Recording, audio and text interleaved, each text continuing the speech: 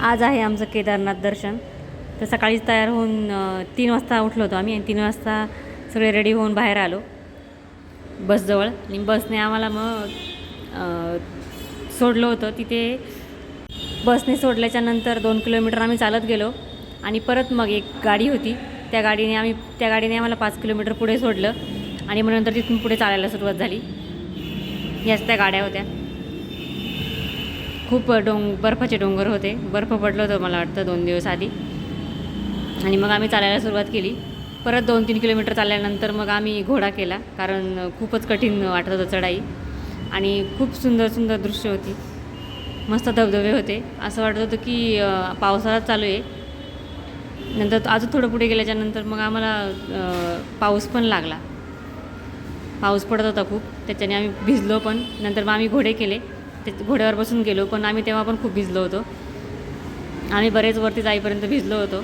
खूप उंच उंच डोंगर आणि एक दरी होती मध्ये, जिथून चालतो त्याच्या दुसऱ्या साईडने दरी होती आणि एक साईडने रस्ता होता. खूप लोक काही घोड्यावर चालत होते, काही असं डोलीमध्ये होते, काहींनी पिट्टू केला होता. आणि आम्ही आता जवळजवळ पोचत आलो होतो आम्ही. तर तिथे लोकांचे टेंट दिसत होते.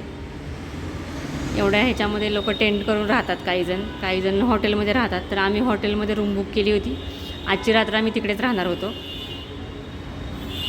पण वरती गेलो तसं बर्फाचा पाऊस पडत होता, त्याच्यामुळे सगळ्यांच्या अंगामध्ये रेनकोट होते. थंडीचे कपडे, रेनकोट सगळं सांभाळत होतो आम्ही. नंतर फायनली मंदिर आलं. मंदिरात 16 किलोमीटर चढून गेल्याच्यानंतर खूप छान वाटलं. मंदिर बघितल्यावर मन प्रसन्न झालं. नंतर मग रात्र झाली. रात्रीच्या आरतीला आम्ही गेलो. रात्री परत रात्री दर्शन घेतलं दुसऱ्या वेळेला मी.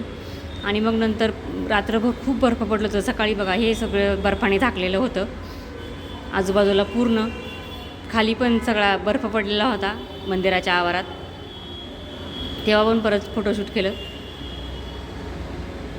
खूप सुंदर वाटत होतं, असं वाटत होतं स्वर्गात आलो आहे आपण, एवढं छान वाटत होतं. नंतर मग मी ड्रेसमध्ये काही आणि नंतर मग मी म्हटलं साडी नेली होती मी स्पेशल तिथे नेसण्यासाठी. मग मी साडी नेसून पण फोटोशूट केलं. बाबांचं दर्शन पण साडी नेसून केलं मी. बर्फ वितळून सगळं पाणी पाणी होत होतं, त्याच्यावरून पाय पण सरकत होते, पण तरी पण भाविकांची गर्दी एवढी होती. नंतर आम्ही फोटोशूट वगैरे करून परत उतरायला सुरुवात केली. उतरताना दुसऱ्या दिवशी उतरताना आम्ही काही घोडा वगैरे केला नाही, चालतच येत होतो आम्ही. तर ते चालत येईपर्यंत आम्हाला संध्याकाळचे 7 वाजले होते.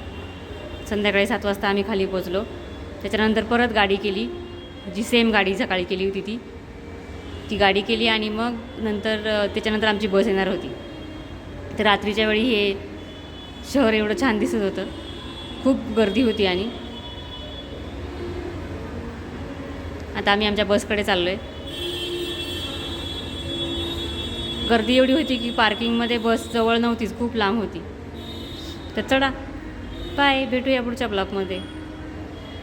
तुम्हाला जर माझे व्हिडिओ आवडत असेल तर माझ्या चॅनलला लाईक करा, सबस्क्राईब करा. जय बाबा केदारनाथ. बाय.